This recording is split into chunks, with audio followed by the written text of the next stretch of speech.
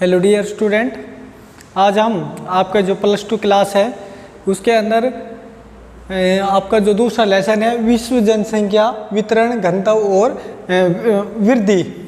मतलब पूरे विश्व में जनसंख्या कहाँ पर ज़्यादा पाई जाती है, कहाँ पर कम पाई जाती है और क्यों? क्योंकि किसी भी राष्ट्र, किसी भी देश के विकास के लिए जो महत्वपूर्ण भूमिका निभाती है वो जनसंख्या ही होती है। और उनके बारे में जानना, पुरुषों की संख्या कितनी है, महिलाओं की संख्या कितनी है, बच्चों की कितनी है, प्रौढ़ अवस्था में या वृद्ध अवस्था में कितने हैं। क्योंकि जो देश का विकास है, देश की जो आर्थिक गतिविधियां हैं, सांस्कृतिक गतिविधियां हैं, वो सभी इसी चीज़ पर निर्भर करती है। और निर्भर करने के साथ साथ एक चीज़ और है, जो आपका जो +2 क्लास में ज्योग्राफी है उसके अंदर हम ज्योग्राफी के दूसरे पार्ट को पढ़ रहे हैं। जो दूसरा पार्ट कौन सा है? मानव भूगोल। और मानव भूगोल में उन चीज़ों का अध्ययन, उन विषयों का अध्ययन किया जाता है जो कहीं ना कहीं प्रकृति से जो चीज़ें हमें मिली हैं और वो चीज़ें किस प्रकार से मनुष्य के साथ आपस में संबंध रखती है, उनके अंतर जो संबंध है उन सब का जो अध्ययन किया जाता है, उनके बारे में जो जानकारी ली जाती है, वो सभी की सभी किसके अंदर आती है? मानव भूगोल में।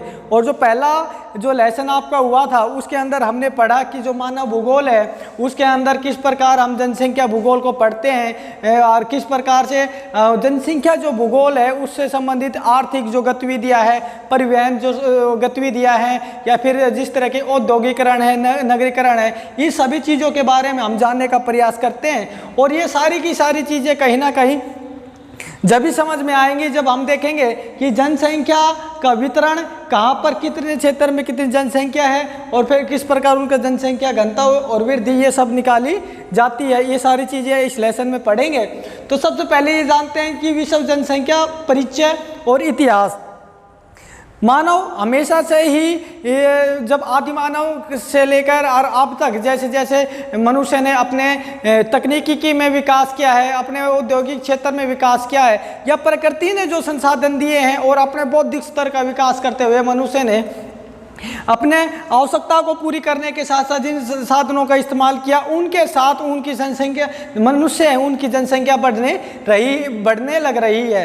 और अगर देखा जाए तो पृथ्वी के, अगर ज़मीन की बात करते हैं तो पृथ्वी की ज़मीन के आधार पर अगर हमारे 7 अगर महाद्वीप है, उनमें से जो एशिया महाद्वीप है जो सबसे बड़ा है, उसके अंदर जो 100% जनसंख्या है उसका 60% अकेला एशिया महाद्वीप में होता है। और एशिया महाद्वीप में के अंदर अगर आप जनसंख्या की बात करते हैं तो चीन और भारत दुनिया में सबसे अधिक जनसंख्या वाले देश हैं। ये दोनों के दोनों कहाँ पर है?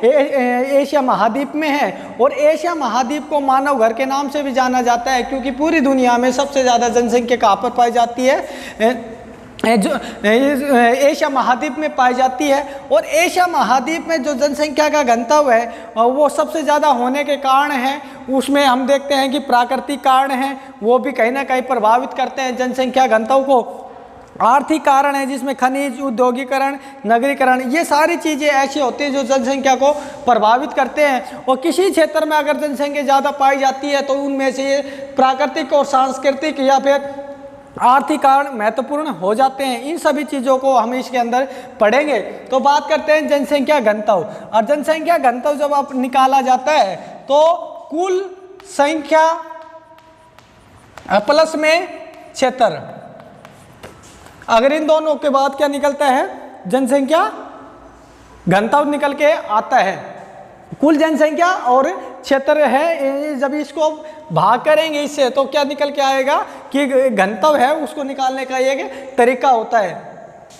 और उसके साथ साथ हम देखेंगे कि जनसंख्या को प्रभावित करने वाले कारक। जनसंख्या को प्रभावित करने वाले कारकों में पहले नंबर पर है जल की उपलब्धता। जब किसी क्षेत्र में, क्या आपको पता है, मनुष्य है उसको रहने के लिए रोटी, कपड़ा, मकान, शिक्षा, स्वास्थ्य, सुरक्षा और बिजली, पानी और सड़क, ये पूरी 9 ऐसी चीज़ें हैं जो मनुष्य की आवश्यकताओं को पूरी करती है। और समय के साथ साथ मनुष्य की आवश्यकताएं बढ़ती भी हैं, और उन बढ़ती हुई आवश्यकताओं के अंदर ये 9 चीज़ें हैं। यही अर्थव्यवस्था की धुरी होती है और यही मानव जनसंख्या है या विश्व जनसंख्या है उसको प्रभावित करती है। और जल के बारे में बात करते हैं तो मनुष्य खाने के लिए, नहाने के लिए और भोजन पकाने के लिए किसका इस्तेमाल करता है? जल का इस्तेमाल करता है। और जिन क्षेत्रों में मीठा जल या उपयोग करने योग्य जल मिलता है तो वहाँ पर मनुष्य सबसे ज़्यादा ये चीज़ें इफेक्ट डालती है मनुष्य को वहाँ रहने के लिए। फॉर एग्जाम्पल अगर हम बात करते हैं तो अगर प्राचीन काल से ले और वर्तमान तक पूरा अगर इतिहास देखें जनसंख्या का, तो जनसंख्या ज़्यादातर वहीं क्षेत्रों में पाई जाती है अधिक जहाँ पर मीठा पानी हो, सुलभ पानी हो, जैसे नदी घाटी के द्वारा हड़प्पा सभ्यता का आपने नाम सुना होगा, वैदिक सभ्यता का नाम सुना होगा, मेसोपोटामिया का आपने नाम सुना होगा, सुमेरियन सभ्यता का नाम सुना होगा। ये सारी सभ्यताएं थी, ये नदियों के सहारे बसी क्योंकि वहाँ पर कृषि करने के लिए आसान और प्रचुर मात्रा में जल मिलता है, जिसे नहरों का भी निर्माण कर सकते हैं, उद्योगों के लिए पानी भी इस्तेमाल कर सकते हैं, पीने के लिए पानी, पशुओं के लिए पानी, नहाने के लिए पानी, भोजन बनाने के लिए पानी, हर प्रकार की जो आवश्यकताएं हैं वो वहाँ पर आसानी से पूरी की जा सकती है। और कहीं ना कहीं एक महत्वपूर्ण कारक माना जाता है जनसंख्या को प्रभावित करने वाले कारकों में। उसके बाद अगर जल के अंदर एक चीज़ और देखें, अगर राजस्थान देखें तो राजस्थान भौगोलिक क्षेत्र के रूप में अगर देखा जाए तो राजस्थान की जनसंख्या बहुत ज़्यादा है, बहुत कम है, क्योंकि वहाँ पर जो प्राकृतिक जो माहौल है या जल की उपलब्धता न के समान है, क्योंकि पूरा बंजर का क्षेत्र है। उसी आधार पर अगर हम देखें तो हरियाणा की बात करें, पंजाब की बात करें या फिर हम साथ साथ यूपी की बात करते हैं तो वहाँ पर यूपी में भी सबसे ज़्यादा जनसंख्या पाई जाती है। अगर भारत की जनसंख्या की बात करते हैं तो 2011 के अनुसार पूरे भारत की 121 करोड़ जनसंख्या है, उसका 19.5% मतलब 19.5 करोड़ जनसंख्या यूपी की है। और जनसंख्या की बात करें, अगर यूपी को अगर स्टेट की जगह अगर देश बना दिया जाए तो पूरी जनसंख्या में 5वें नंबर पे वो जनसंख्या क्षेत्र में यूपी आ सकता है। मतलब कहीं ना कहीं जो इफेक्ट डालती है, क्योंकि गंगा नदी है, गंगा यमुना जैसी नदियां हैं यूपी से जाती है, और क्योंकि उसके आसपास जो जनसंख्या है प्रचुर मात्रा में मीठा जल वहाँ पे मिलता है, जिससे वो उद्योग भी लगा सकते हैं और जहाँ पर वो कृषि भी कर सकते हैं, जहाँ पर वो अपनी आजीविका भी कमा सकते हैं। और मत्स्य पालन का जो काम है वो भी वहाँ पर बड़ी आसानी से उनके द्वारा किया जा सकता है। दूसरे नंबर पर अगर बात करते हैं तो वो है भू आकृति। भू आकृति का मतलब, भू का मतलब होता है जमीन, आकृति का मतलब कैसा वो एरिया है, रहने लायक एरिया है या ऊबड़ खाबड़ का एरिया है, ऊंचा नीचा है। अगर आपने देखा होगा तो ज़्यादातर लोग जो मैदानी इलाके हैं, समतल इलाके हैं, वहाँ पर रहना अधिक पसंद करते हैं अगर बजाय किसके, पहाड़ी या पर्वत के क्षेत्र में, क्योंकि ना उनको आने जाने की परिवहन की सुविधा वहाँ पर उपलब्ध हो सकती है, ना पर वो सड़क का निर्माण कर सकते हैं, ना या यातायात के साधन अच्छी तरह चलते हैं। अब परिवहन की अगर बात करें तो रेल मार्ग की है, सड़क मार्ग है, इन सब का किसी भी प्रकार से वहाँ पर विकास नहीं कर सकता। और जो मैदानी क्षेत्र है वहाँ पर जनसंख्या ज़्यादा पाई जाती है। मैदानी अगर क्षेत्र की बात करें तो यूपी का जो उदाहरण दिया था, मध्य प्रदेश का जो है, बिहार का है, वो कहीं ना कहीं एक मैदानी इलाका है और वहाँ पर ये जो भू आकृति है ये मनुष्य को प्रभावित करती है रहने के लिए। जम्मू कश्मीर की बात करते हैं, अगर हम उत्तराखंड की बात करते हैं या फिर कोई भी पहाड़ी क्षेत्र अगर किसी चीज़ का उदाहरण ले तो वहाँ पर उनके जो आवास हैं वो बहुत, वहाँ पर जो जनसंख्या है वो बहुत कम होती है बजाय किसके, मैदानी इलाकों में। तो कहीं ना कहीं ये भू आकृति वाली जो बात है ये कहीं ना कहीं इफेक्ट डालती है जनसंख्या को आकर्षित करने के लिए, क्योंकि मनुष्य को मैदानी इलाकों में हर प्रकार की जो आवश्यक चीज़ों का निर्माण कर सकता है, वहाँ पर खेती कर सकता है, वहाँ बागान लगा सकता है, वहाँ फैक्ट्रियाँ लगा सकता है। तो ये सारी चीज़ें कहीं ना कहीं भू आकृति पर भी डिपेंड करती है, निर्भर करती है। जलवायु की अगर बात करते हैं तो जहाँ पर मनुष्य के रहने लायक जलवायु अगर वहाँ पर पाई जाती है तो वो मनुष्य बड़ी आसानी से वहाँ पर रह लेता है।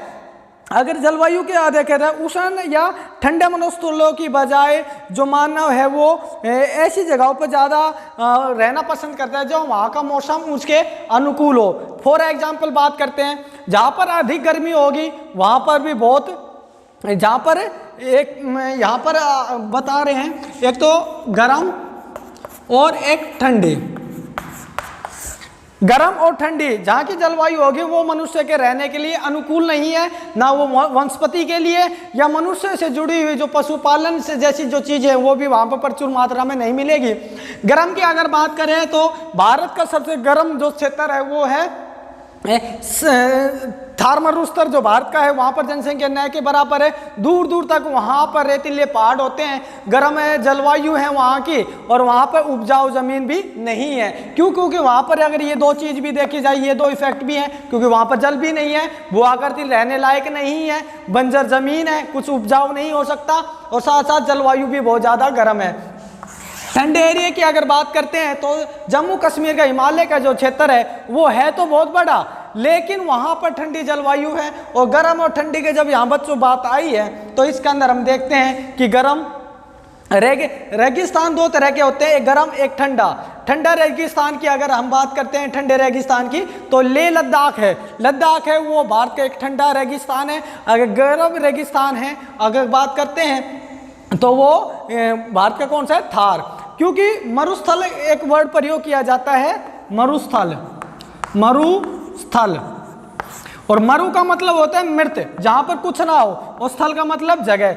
ऐसी जगह पर जहां कुछ नहीं हो सकता उसको मरुस्थल की श्रेणी में लिया जाता है। वो गर्म भी होता है और ठंडा भी होता है। जिन क्षेत्रों में मनुष्य के अनुकूल उष्णकटिबंधीय जहाँ की जलवायु होंगी वहाँ पर मनुष्य ज़्यादा आकर्षित होगा। आकर्षित होने के बाद वहाँ पर वो मनुष्य के रहने के अनुकूल है, और अनुकूल के साथ साथ वहाँ पर वो अपनी आजीविका और अपने हर प्रकार के संभव प्रयास कर सकता है। उसके बाद अगर देखा जाए तो मृदाएं, मृदा मतलब मिट्टी। अगर किसी क्षेत्र की अगर मिट्टी अगर उपजाऊ है, किसी क्षेत्र की मिट्टी अगर अनुपजाऊ है, तो ये चीज़ें इफेक्ट डालती है जनसंख्या को प्रभावित करने में। क्यों? क्योंकि मिट्टी एक ऐसी चीज़ है जो काफ़ी चीज़ों पर निर्भर करती है।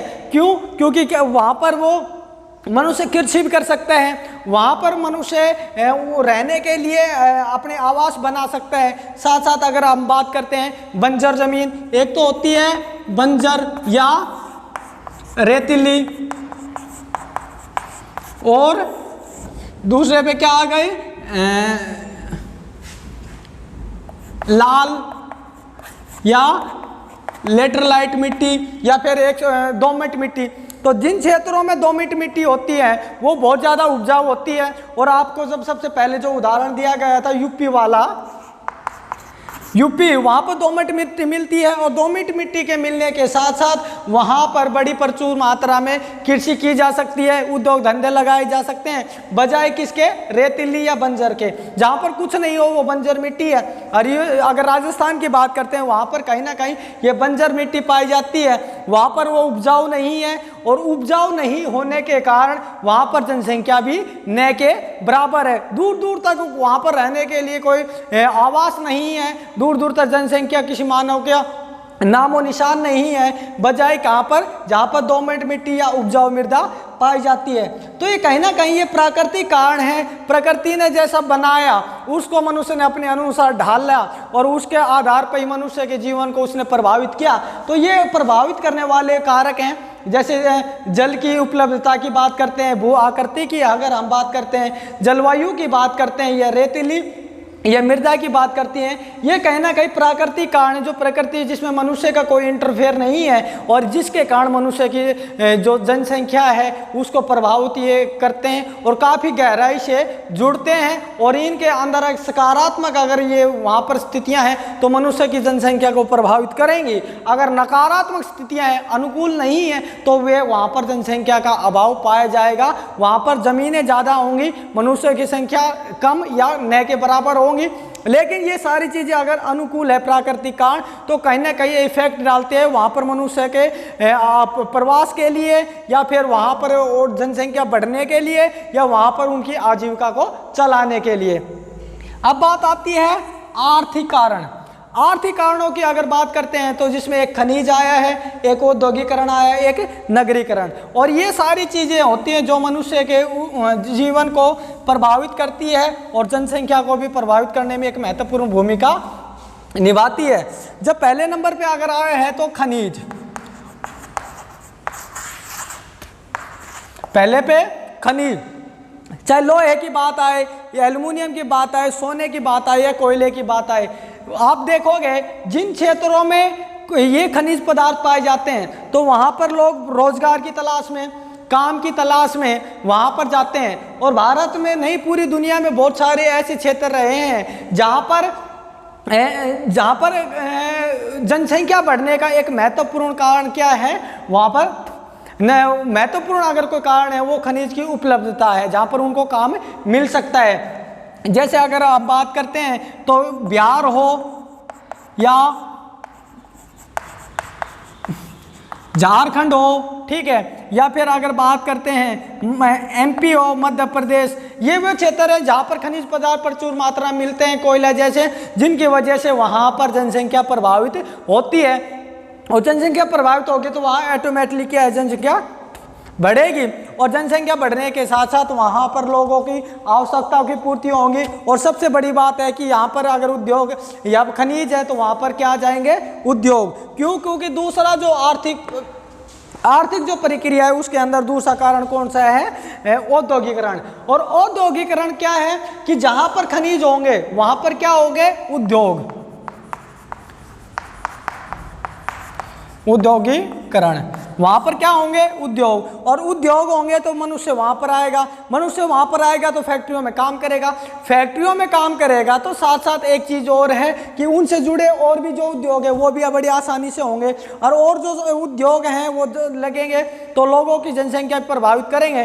फॉर एग्जाम्पल अगर बात करते हैं, पटियाला है, फॉर एग्जाम्पल पटियाला है, कानपुर है, ग्वालियर है, या फिर आपका अगर फॉर एग्जाम्पल रेवाड़ी की ही बात करते हैं तो रेवाड़ी के पास में बावल है, वहाँ की जनसंख्या बढ़ी है। भिवाड़ी की भी जनसंख्या, धारूहेड़ की, मानेसर की, निमराना, ये रेवाड़ी से लगते हुए वे क्षेत्र है जहाँ पर जो औद्योगिकरण आया, वहाँ पर जो फैक्ट्रियाँ बनी वो काफ़ी गहराई से लोगों को आजीविका से जुड़ी है और जनसंख्या को प्रभावित करते हैं। एक एग्जाम्पल देकर आपको समझाते हैं कि 1984 में पंजाब में दंगे हुए। पंजाब में जब दंगे हुए तो वहाँ से फैक्ट्रियाँ वहाँ से उठकर, क्योंकि औद्योगिकरण वहाँ पर ही संभव है जहाँ पर शांति के एरिया है, जहाँ हिंसात्मक गतिविधियाँ अपनाई जाती हैं, जहाँ पर अराजकता का माहौल होता है, वहाँ पर भी कोई भी पूंजीपति वाला व्यक्ति है वहाँ पर पैसा लगाना स्वीकार नहीं करेगा। और स्वीकार नहीं करने के साथ साथ जो पंजाब से हैं वहाँ से फैक्ट्रियाँ उठकर कहाँ पर आ गई,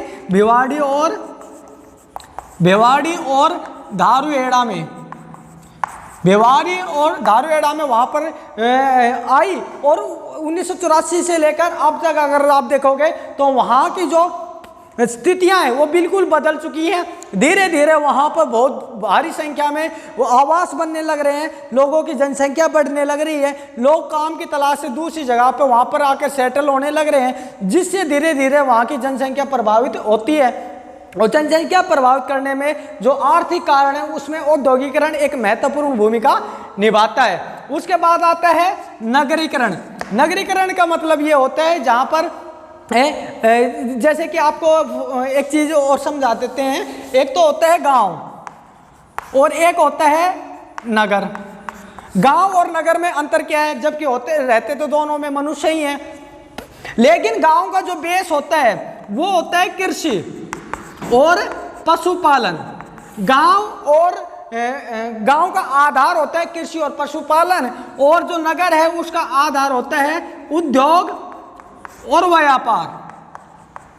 ये और किसी क्षेत्र में जब खनिज हैं वहाँ पर उद्योग हैं तो सीधी सी बात है, वहाँ पर उद्योग है और व्यापार है तो कहाँ पर किसका विकास होगा, नगरों का। और नगरों का में विकास होने के साथ साथ वहाँ पर जनसंख्या अगर अधिक पाई जाती है तो उसमें एक महत्वपूर्ण कारण है कि मनुष्य जब एक जगह से दूसरी जगह सेटल होता है काम की तलाश में, और काम की तलाश में सेटल होता है तो वहाँ की जो परिवेश है वो अलग अलग चीज़ों से जुड़ती है। वहाँ पर एजुकेशन भी अब बनेगा। जैसे विशेष तौर पर अगर बात करते हैं तो राजस्थान के अंदर चलते हैं। राजस्थान में एक शहर है जिसका नाम कोटा शहर में कम से कम 20 से वहाँ पर बच्चे लगभग 15 से 20 लाख बच्चे हर साल वहाँ कोचिंग लेते हैं। उसका पूरा जो विकास है वो कहीं ना कहीं औद्योगिक व्यापार के साथ साथ किस चीज़ से भी जुड़ा है, शिक्षा।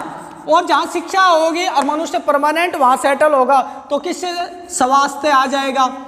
स्वास्थ्य जहाँ पर है और शिक्षा जहाँ पर है वहाँ सड़कें भी होंगी, और सड़कें के साथ साथ परिवहन के साधन भी प्रचुर मात्रा में होंगे, और उनके साथ साथ मनुष्य की इच्छाएं होती है मनोरंजन की, तो वहाँ पर मनोरंजन के साधन भी उपलब्ध होंगे। तो ये कहीं ना कहीं केवल एक उद्योग और फैक्ट्रियों में काम करने वाले व्यक्ति तक सीमित नहीं है जनसंख्या। वहाँ पर उद्योग में जो व्यक्ति लगे हैं उनकी आवश्यकता को पूरा करने के लिए शिक्षा संस्थाएं बनेंगी, तो शिक्षा संस्था में काम करने वाले लोग आएंगे, वे लोग आएंगे तो उनकी फैमिली आएंगी तो उनसे जो आवश्यकता चीज़ जुड़ी हुई है जो वहाँ पूर्ति करेंगे। तो वहाँ पर जो लोग काम की तलाश करते हैं, जो लोग स्कोप देखते हैं कि यहाँ पर अगर हम आवास बनाएंगे तो वहाँ पर उनको आसानी से रोजगार मिल जाएगा। तो वहाँ उसी के साथ साथ स्वास्थ्य है, वहाँ हॉस्पिटल होंगे तो हॉस्पिटल में काम करने वाले कर्मचारियों के साथ साथ जो हॉस्पिटल है लड़ने के लिए जो शिक्षा है उसकी बात आएंगी। क्योंकि आपको कोटा का जो उदाहरण दिया गया था, कोटा एक महत्वपूर्ण इसलिए क्योंकि वहाँ पर मेडिकल के लिए IIT के लिए बच्चे तैयारी करने आते हैं, और वहाँ पर ढेर सारी संस्थाओं का निर्माण किया गया है। और निर्माण के साथ साथ जो बच्चों की आवश्यकता चीज़ें, चाहे स्टेशनरी की बात हो, चाहे वो बुकों की बात हो, या फिर वहाँ पर कॉपी की बात हो, पेन की बात हो, या फिर उनसे जुड़ी मार्केटिंग कंपनियों की बात हो, या फिर उनकी जो आवश्यकताओं को देखते हुए वहाँ पर जो भी उनको आवश्यकता पूरी की जा सकते उसमें लोग स्कोप देखते हैं, उसमें रोजगार तलाश करते हैं। तो ये कहीं ना कहीं एक दूसरे से जुड़ी हुई चीज़ है जहां पर लोग भारी मात्रा में ज्यादा संख्या में वहां पर पहुंचते हैं, और ये कहीं ना कहीं जनसंख्या को प्रभावित भी करते हैं, क्योंकि ये आते हैं आर्थिक कारण में। और इससे पहले के हमने पढ़े थे प्राकृतिक कारण।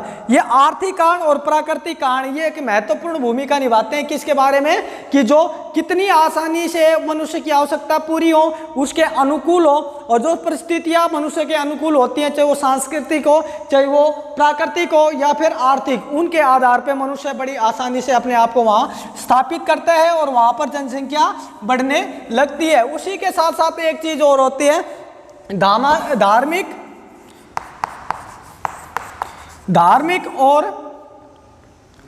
सांस्कृतिक। धार्मिक और सांस्कृतिक की बात करते हैं। धार्मिक और सांस्कृतिक के अंदर हम देखते हैं कि जिन क्षेत्रों में और कुछ आजीविका के साधन नहीं है वहां पर धर्म के आधार पर भी लोग प्रभावित होते हैं। और धर्म के आधार की अगर बात करते हैं तो आपने सुना होगा इलाहाबाद की बात है, काशी की बात है, मथुरा की बात है, हरिद्वार की बात है, केदारनाथ की बात है, बद्रीनाथ की बात है। ये कहीं ना कहीं देखने में तो यह खाटू श्याम की बात है, ये कहीं ना कहीं वे क्षेत्र है जहाँ पर लोगों की धार्मिक भावनाएं जुड़ी हुई है। और धार्मिक भावनाएं जुड़ी हुई है साथ साथ सांस्कृतिक भावनाएं, क्योंकि जो मनुष्य जो संस्कृति से ये सब उत्पन्न हुआ है और मनुष्य की जो सभ्यता से संस्कृति की ओर बढ़ता है, जो नए समय के साथ साथ बदलाव करता है, लेकिन अपनी प्राचीन मानसिकताओं प्राचीन मान्यताओं के साथ जुड़ा रहता है, ये सारी चीज़ें उन जनसंख्या को प्रभावित करती है। और जनसंख्या को प्रभावित करने के साथ साथ एक और चीज़ देना है, यहाँ पर मेलों का आयोजन किया जाता है। अगर फॉर एग्जांपल आप प्रेजेंट टाइम में देखें तो आप सावन का सीजन आया हुआ है, सावन का सीजन आया हुआ है तो हरिद्वार को ही लें तो वहाँ पर कावड़ लेने वाले जाते हैं, या फिर और भी धार्मिक कार्यक्रम होते हैं, तो वो कहीं ना कहीं वहाँ की जो जनसंख्या है जो वहाँ पर परमानेंट निवास करते हैं, तो वो उनकी रोजगार से, उनकी धार्मिक भावनाओं से, क्योंकि उनकी जो आजीविका चलती है, तो वहाँ पर जाने वाले लोगों के द्वारा जो खर्चे किए जाते हैं, उनके जो धार्मिक मान्यताओं के अनुसार वो जो रस्म और रिवाज निभाते हैं, वे कहीं ना कहीं जनसंख्या को प्रभावित करते हैं। और ये जनसंख्या को प्रभावित करते हैं जो मनुष्य का एक जगह पर रहता है और दूसरी जगह जब प्रवास करता है, तो कहीं ना कहीं बहुत सारे गांव के ऐसे लोग हैं जो गांव से रहते हुए शहरों की तरफ जाते हैं, क्योंकि उनका मानना यह है कि गांव में रोजगार नहीं तो शहरों में औद्योगिकरण है, शहरों में फैसिलिटी है, शहरों के अंदर शिक्षा है, शहरों के अंदर स्वास्थ्य है। तो ये सारी चीज़ें ऐसी होती हैं जो मनुष्य को इफेक्ट डालती हैं, और इफेक्ट डालने के साथ साथ वो रोजगार की तलाश में भी जाते हैं। रोजगार की तलाश के साथ साथ अगर बेंगलोर की बात करें